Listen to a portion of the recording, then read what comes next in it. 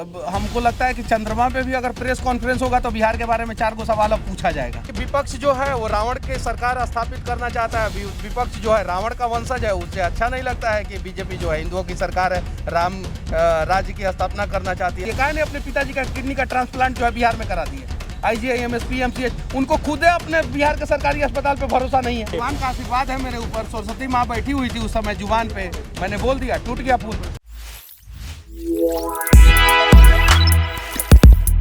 अच्छा भैया, वो अभी वहाँ पे गए थे मुंडन करवाने के लिए अपने बच्चों का, तो जब वो ऐसा बयान देते हैं कि मंदिर नहीं बनाना चाहिए, अस्पताल बनाना चाहिए, और खुद दूसरे राज्य में चले जाते हैं मुंडन करवाने के लिए, तो फिर इस पे आप क्या कहेंगे? जरा सोचिए, मंदिर नहीं बनाना चाहिए, अस्पताल बनाना चाहिए, तो अस्पताल तो वो लोगों ने, वो खुद स्वास्थ्य मंत्री हैं और उनके पिताजी के जो मुख्यमंत्री थे उनका किडनी का ट्रांसप्लांट सिंगापुर में होता है। जरा सोचिए, काहे नहीं विकास कर दिए, काहे नहीं अपने पिताजी का किडनी का ट्रांसप्लांट जो है बिहार में करा दिए।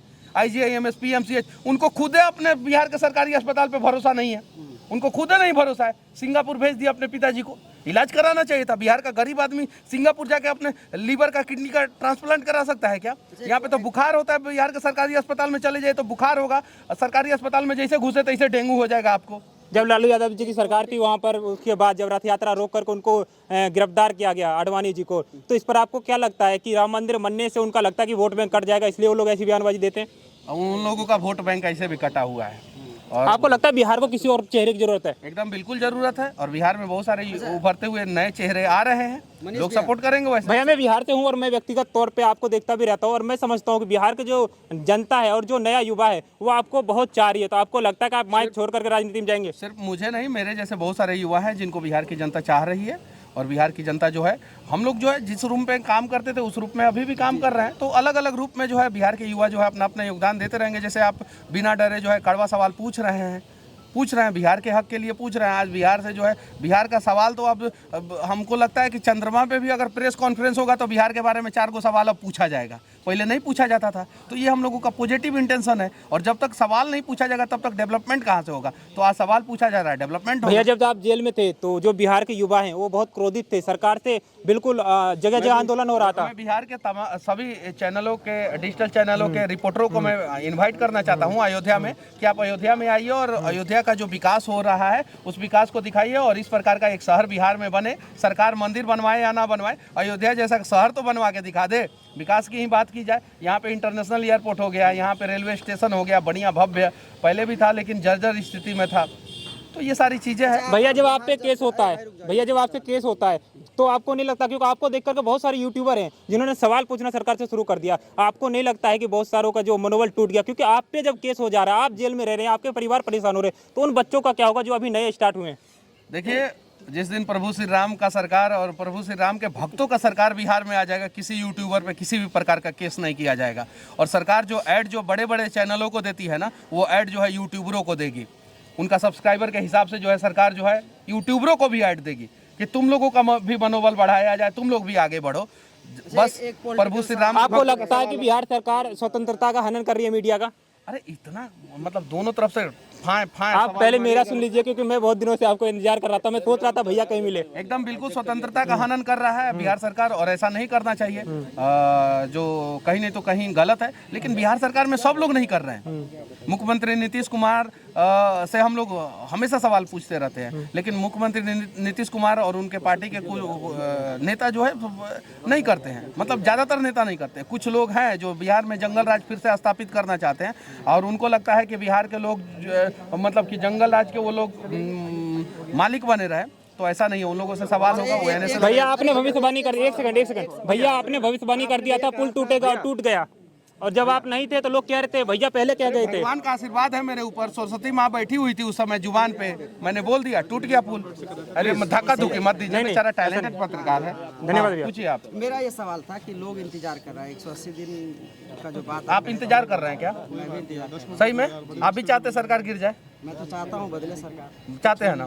तो लोगों से पूछिए, ज्यादातर लोग चाहते हैं सरकार बदले, बदल जाएगा सरकार। जैसे आप बाहर आए वैसे नीतीश कुमार का कहीं ना कहीं जो अध्यक्ष थे वो इस्तीफा दे दिए हैं। अब देखिए, राम के दरबार में हैं हम लोग, जो राम का नहीं वो किसी काम का नहीं, बस इससे ज्यादा मैं क्या कहूँगा आपको। कभी भी नीतीश कुमार बीजेपी में जा सकते हैं, मतलब सत्ता डगमगा रही है, तो कहीं ना कहीं माना जाए कि मनीष कश्यप बाहर आया तो कुछ हो रहा है।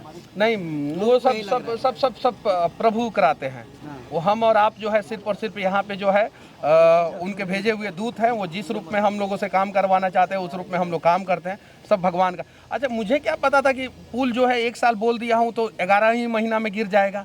वो 13 महीना में भी गिर सकता था, वो 14 महीना में भी गिर सकता था, वो 12 महीना 1 दिन में भी गिर सकता था, लेकिन वो 11 ही महीना में क्यों गिर गया? क्योंकि उस समय जुबान पे सरस्वती बैठी हुई थी, शायद इसलिए गिर गया। तो ये आप बाहर निकले तभी तो इस्तीफा हुआ है, पहले भी तो दे सकते थे। पहले भी दे सकते थे, वही मैं बोल रहा हूँ ना। कि देखिए, मैं 23 तारीख को निकला, उसके बाद से इस्तीफा क्यों हुआ? उसके 10 दिन पहले भी हो सकता था और निकलने के 6 महीना बाद भी हो सकता था, निकलते ही क्यों हुआ? तो ये सब भगवान का आशीर्वाद रहता है। जब आप सच्चे मन से कोई भी काम करते हैं तो भगवान और सारी कायनात जो है आपका साथ देता है। अंतिम सवाल हमारा रहेगा, बस अंतिम हो गया ना आपका? अंतिम ये सवाल है कि इधर कांग्रेस के जो लोग हैं प्रेस कॉन्फ्रेंस करके कह रहे हैं कि हम बुलावा में आ जाएंगे। एकदम बिल्कुल। जो इंसान और प्रभु श्री राम को मानने वाले लोग हैं वो लोग आएंगे, जो रावण को मानने वाले लोग हैं वो लोग नहीं आएंगे। और रावण के साथ क्या हुआ, राम के साथ क्या हुआ, सबको पता है। राम को थोड़ा दिन वनवास झेलना पड़ा, लेकिन रावण का पूरा साम्राज्य जो है वो खत्म हो गया। तो जो लोग सोचते हैं कि राम मंदिर दर्शन के लिए हम लोग नहीं आएंगे, तो उन लोगों से कह देना चाहता हूँ, आप सोना का लंका कितना भी बड़ा भव्य मजबूत बना ले, आपका जो है दहन होगा, आपका जो है साम्राज्य का पतन होगा।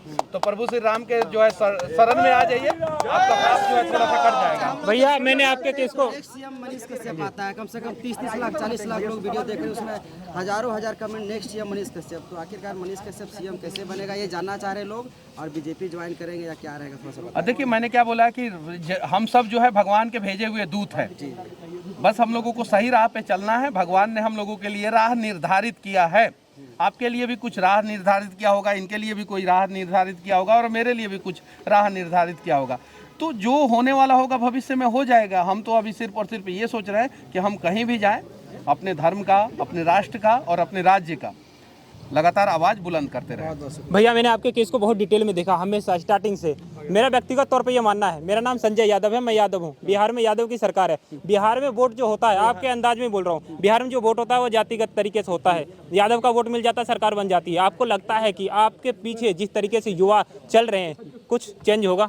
देखिए, आप यादव नहीं हैं, आप सबसे, आपका जाति सिर्फ और सिर्फ जो है हिंदुस्तानी है। उससे ना 1% नीचे है, ना 1% ऊपर है, और हम सबका वहीं होना चाहिए। और उसके अलावा भी हम लोगों का एक सब टाइटल होता है, जो आपका यादव है, मेरा सब टाइटल है, सबका अपना अपना सब टाइटल है। बस हम लोगों को ये सोचना है कि हम लोगों को एक साथ प्रयास करना है कि how to make a new Bihar. और जब हम लोग प्रयास करेंगे तो एकदम सफल होंगे। गलत अगर मैं भी रहूँगा ना, और मैं भी गलत करूँगा ना, तो मेरे भी मुंह में माइक घूर के जो है सवाल कीजिएगा कड़वे। और अगर मैं सही रहूँगा तो साथ दीजिएगा, कोई भी हो। मेरे से भी गलती होता है तो वो कर सकते हैं, और ईमानदारी से काम करते रहिए। सरकार जो है अब किसी पर्टिकुलर जात की नहीं बनेगी बिहार में, अब सरकार जो है बिहारियों की बनेगी। और जिस दिन बिहारियों की सरकार बिहार में बन गई, मैं दावे के साथ कहता हूं कि राम राज्य का नींव जो है उस दिन बिहार में पड़ जाएगा।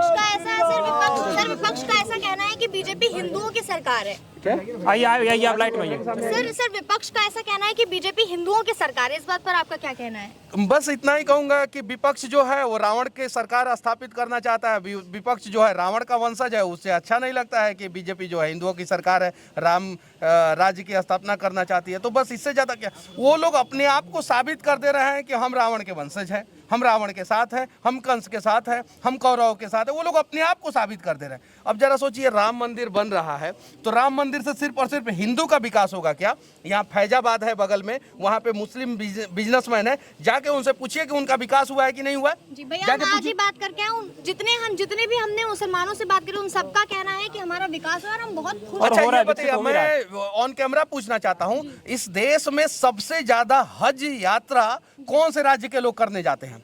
ऑन कैमरा पूछना चाहता हूँ, शायद किसी को नहीं पता होगा। गुजरात के लोग सबसे ज्यादा हज यात्रा पे जाते हैं। क्यों? क्योंकि उनके पास पैसा है, हज यात्रा पे जाते हैं वो लोग, और सबसे ज्यादा जाते हैं। जनसंख्या के मामले में गुजरात टॉप 5 राज्यों में से नहीं है।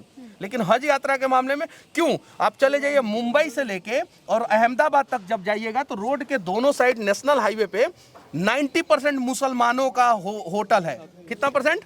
90%। और सारा होटल 3 स्टार 4 स्टार 5 स्टार है। वहां पे जाके देखिए ना मुसलमानों का कैसे विकास हुआ। तो देखिए जब विकास होगा, सड़कें बनेगी, इंफ्रास्ट्रक्चर डेवलप होगा, एयरपोर्ट आएगा, बस अड्डा जब अच्छा बनेगा, तो मैं दावे के साथ कहता हूं कि तब तो हिंदुओं का भी विकास होगा, मुसलमानों का भी विकास होगा, और सिखों का भी विकास होगा, क्रिश्चियनों का भी विकास होगा, बौद्धों का भी विकास होगा, सबका विकास होगा।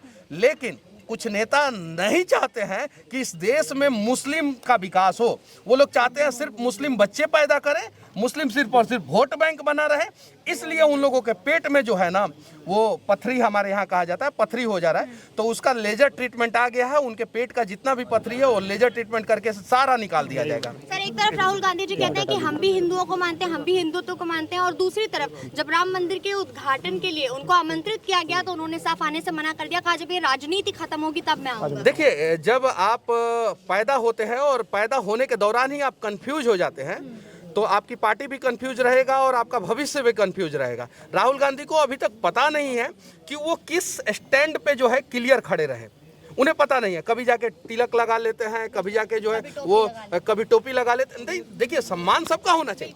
मैं तो ऑन कैमरा कहता हूं कि सऊदी अरबिया में एक भी आतंकवादी नहीं है। मैं ऑन कैमरा कहता हूं, due to only one reason, वहां पे धर्म का विकास सही ढंग से हुआ सऊदी अरबिया में। मक्का मदीना के वजह से जो है वहां का सारा मुस्लिम जो है करोड़पति है।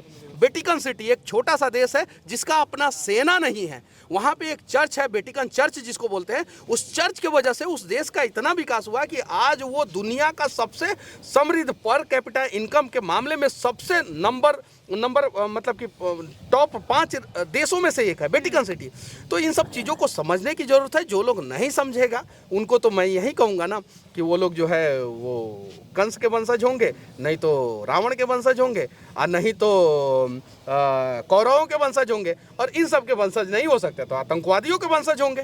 सर, 22 तारीख को राम मंदिर का उद्घाटन हो रहा है, इसके बाद अभी लोगों का ये कहना है कि अभी ज्ञानवापी की और मथुरा की भी बारी है। इस बात पर आपका क्या कहना है? अरे आपको नहीं पता है, अभी लिस्ट बहुत लंबा है, 100 से ऊपर। अभी चलते जाइए ना, आप जितना दिखा सकती हैं दिखाइए। काशी मथुरा, काशी और अयोध्या तो हो गया ना। अभी मथुरा और ज्ञानवापी और भी बहुत सारी चीजें देखिए। और हाँ, एक मिनट, हाँ, लेकिन कहीं भी मुसलमानों के साथ अत्याचार नहीं होगा, इस बात की भी गारंटी है।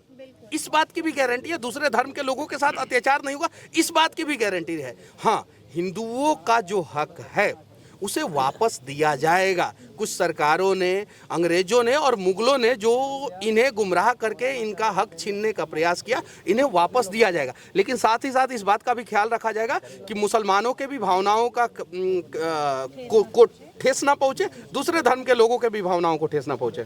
धन्यवाद सर। भैया, जब आप जेल में थे आप कह रहे थे कि लोग ड्रग्स लेते हैं, है ना, तो ये चीज कैसे बंद हो सकता है? देखिए, उड़ता पंजाब जो है, हम लोगों ने फिल्म देखा है उड़ता पंजाब, लेकिन उड़ता पंजाब से भी ज्यादा ऊंचा उड़ रहा बिहार।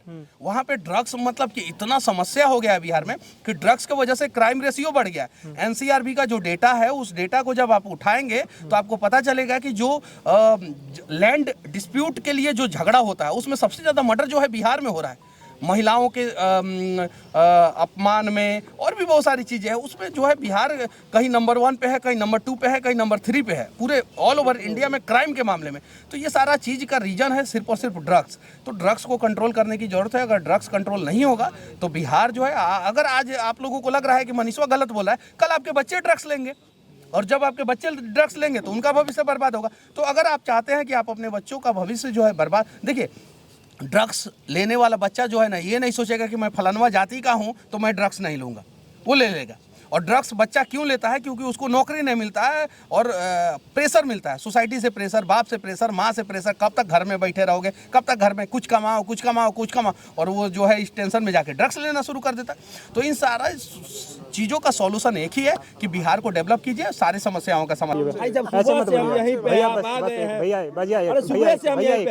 कह रहे हैं ना, भैया जब आप पे गलत एनए से लगा, आपको दूसरे राज्य में शिफ्ट किया गया, आप शुभंकर मिश्रा जी के शो में बता रहे थे कि मैंने वहाँ बहुत कुछ फेस किया है, वो लोग मैं समझ नहीं पा रहा था क्या कह रहे हैं और क्या नहीं, तो फिर इसको कैसे सरकार सही करे? देखिए, देश में तो एक भाषा होना चाहिए, सारे भाषा का सम्मान करना होना चाहिए, और हर देश का हर एक भाषा जो है वो सही है। लेकिन समस्या क्या है कि जैसे चाइना में चाइनीज भाषा जो है वो सब लोग बोलते हैं, अमेरिका में अमेरिकन इंग्लिश सब लोग बोलते हैं, ब्रिटेन में ब्रिटिश इंग्लिश सब बोलते हैं, फ्रांस में फ्रेंच बोला जाता है, जर्मनी में जर्मन बोला जाता है, रूस में रसियन बोला जाता है। वैसे ही भारत में एक भाषा होना चाहिए जो मतलब कि 5 साल का बच्चा से लेके और 100 साल का बुजुर्ग भी वो भाषा को आराम से आसानी से समझ सके। हाँ, उसके साथ साथ आपका स्थानीय जो भाषा है उसको सपोर्ट कीजिए, उसको आगे बढ़ाइए, कोई दिक्कत नहीं है। लेकिन एक भाषा जो है वो केरल से कश्मीर तक और गुजरात के कच्छ से लेकर अरुणाचल प्रदेश के ईटानगर तक एक भाषा होना चाहिए जिसे इस देश के सभी लोग समझे। इससे जो है देश का विकास होगा, देश का भला होगा। लेकिन इन बातों पे बोलने से बहुत सारे नेता डरते हैं क्योंकि उनका वोट बैंक खतरे में होगा। लेकिन अगर हम देश को सशक्त बनाना चाहते हैं, अगर हम अपने आप को हिंदुस्तानी कहते हैं, तो हिंदुस्तान का एक भाषा जरूर होना चाहिए जिसे सब लोग समझें। बहुत बहुत धन्यवाद भैया, चेतना मंच को समय देने के लिए। थैंक